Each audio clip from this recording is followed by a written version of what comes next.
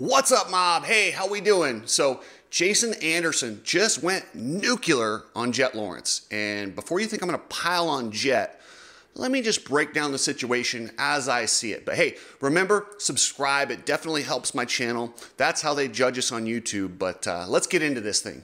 You need people like me so you can point your fucking fingers and say, that's the bad guy. All right, guys, so to fully break this down, you have to understand where Jett's at right now in his career and where Jason Anderson's at in his career right now. So right now, Jett is dominant. He just did an undefeated season. He looked after Anaheim like he was going to go undefeated. And now human nature doesn't want an expected result.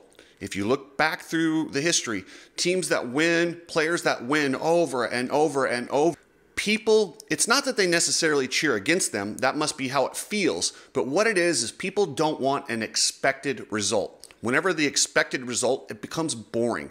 They want to see something they didn't expect, and that's the underdog. That's why everybody loves the underdogs. Right now, Jett is not an underdog, and he's young, and people are looking at it going, oh man, is he going to do this for the next 10 years? Well, he might, but at the same time, it's also greatness.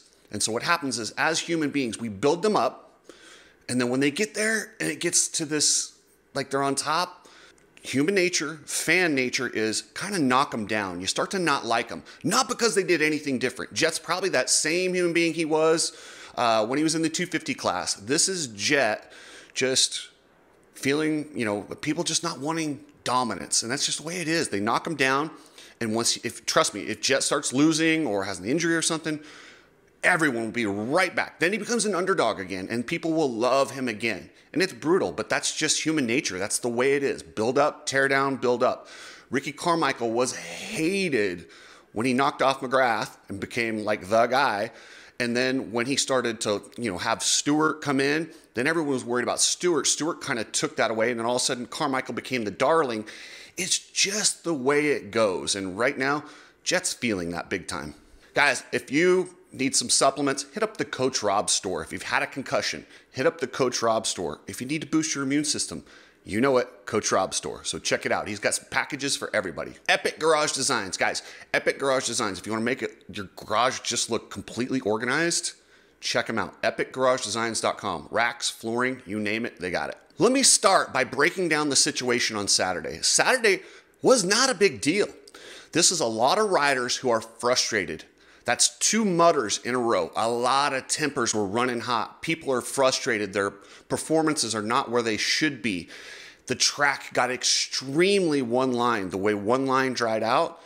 And Anderson, like an MMA fighter who isn't as skilled as their opponent, sometimes they have to make it dirty, because if you go skill for skill, you lose. Anderson's doing exactly what he needs to do. He's messing with Jett. He's crossing over. He's brake checking.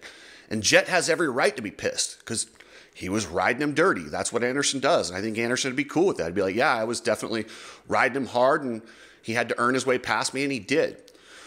And what happened after the race, so Jett was probably feeling like, hey, I don't want you pushing me around. What's your problem? And Jett is an Aussie. He's going to fight. He's not scared. That's who Jett is. But Anderson's a pretty badass dude. He's the El Hombre. He's 30 years old. Jett's 20 years old. That's a big difference. There's a lot of maturity there. And trust me, Anderson's had his issues in the past, but he's a different guy now, and he's just hanging on and doing his very best. And hey, maybe Anderson was frustrated at Anaheim. If you watch the press conference, you guys know me, I'm huge into body language. Anderson had made the comment that if he hadn't battled, I'm paraphrasing, but I'll show the real video. If he hadn't battled with Cooper, that's what gave Jett his gap, which Jett manages every race. That's his MO. They could have had a battle. And Jett almost smirks. You see him give a little eye look, and like his hands start moving. He knows in his head he let them stay at 3 seconds. That's what Jett does. Maybe Anderson saw that. Maybe it frustrated him. Maybe he was embarrassed, because lots of people did comment about that. And I had people messaging me about it, like, check the body language. And absolutely, I'll show it right here. You decide. To make that pass on the finish line. And I'm not saying it was bad or anything. It was just we got into that little battle, and I was on the inside, and I definitely didn't want him to pass me, So I think we kind of slowed our pace down, trying to have that battle for a second, and let Jett get that little 3-second gap, And but at the So clearly Anderson's frustrated with where things are going right now. 2 mud races, a little bit of words afterward, a couple of helmet grabs. What I find disgusting is that the AMA feels they need to interject. What? What are you talking about? Nothing really happened. Nothing happened. Why are you fining either guy? First off, purse money doesn't even really pay these guys. So why are you fining these guys? There was nothing major. That's just a couple of guys feeling the frustrations on a Saturday night. Yes, the cameras caught it. If this had happened in the tunnel, would there be a fine? No. That's the hypocrisy of it. So if you're not going to fine guys when it's not on camera, stop. The AMA is so transparent where they do this. If it's on TV, then it's a fine. That's ridiculous. It's absolutely ridiculous, inconsistent, and it just shows kind of what a joke the AMA is. Okay, so now let's get into the apology afterwards. Jett is going to be racing for a championship, 100%. Jett is so good, and they understand. That team understands. His dad understands. His agent understands. They know. People know Anderson. Anderson is not afraid of mutually assured destruction, and he will definitely hinder your chances at a title if you're on his bad side. So they're like, listen, stop fighting with this guy. Let's just make it good. And they did what was a perfect press release, and they totally diffused the situation. Dazzy came out and said, like, oh, my kid can't act like that. Like, everything they did was textbook. And now where it went wrong is if you're going to do that, you got to have your guy on point. You need to have Jett on and make sure he agrees with you, because now it looks really bad in the sense of it looks like you're defending somebody.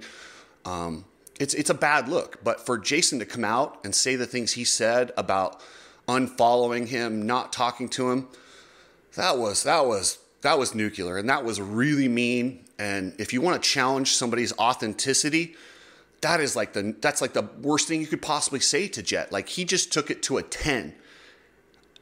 I can't even imagine how mad they are in the Lawrence camp right now about this, because the one thing the Lawrences have had ever since they got here is authenticity. And I don't think they're completely faking it. I really don't think this is unauthentic. I think Jett, maybe he didn't want to see what Anderson was posting.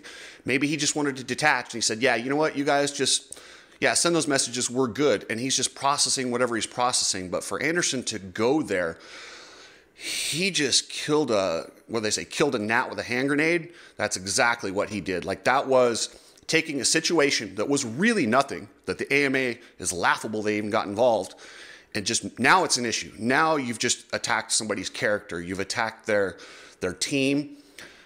Now we have problems. Guys, if you need some goggles, hit up Ride Strap. They got Let's Go Brandon. They've got the Red Pill t-shirts. It is an election year, so check them out, ridestrap.com. If you're shipping anything, use Precision Transport. They have good customer service. They love motocross, and their prices, they're very inexpensive compared to FedEx and some of these other companies. So check out pretransport.com. So this situation, it's going to be forgotten in a few weeks. It's not going to be a big deal. I really don't think it's going to be a big deal. But it could be because of the way Anderson challenged his authenticity. And now it's going to take a lot of goodwill to undo that. Because, I mean, that, like I say, one thing fans don't want is we don't want to be lied to. We don't want to be sold that somebody's a good guy when they're not. We're okay with bad guys being bad guys and good guys being good guys as long as they're authentically good. And that is what has been challenged here. But I think it's inaccurate. I truly think Jett is very authentic. Him and Hunter, since they've got here, they've been very authentic in what they say, how they act, whatever. It's a short week, and I don't know. I do still think it was a kind of a low blow from Anderson to go there. I see where he's coming from. I absolutely do. But it was tough, man. That's a huge insult. But the funniest thing about this whole situation, and I'll show this right here, was Justin Rodbell. Rodbell just rides up all casual. And by the way, this guy's made 2 main events in a row. Rodbell's a badass. I guess he doesn't even really have a mechanic, just a shoestring budget. 2 main events in the 450 class in this stacked field is impressive. He just rides up, front row seat, just watching the drama. Hilarious. Good on Rodbell. So anyway, guys, remember, if you need a real estate agent, I'm your guy. If you're in the Las Vegas area, I will absolutely help you out. I will be your agent. I will find you the house you're looking for. I will help you sell your house, or I'll help you find a rental, whatever you need. And then if you're outside of my area, I will find an agent in your area and we'll get you dialed in. We'll use this platform to help kind of promote whatever house you're selling or whatever we need to, but you will get top-notch real estate service if you reach out to me. Thanks, guys. Subscribe. Catch you later.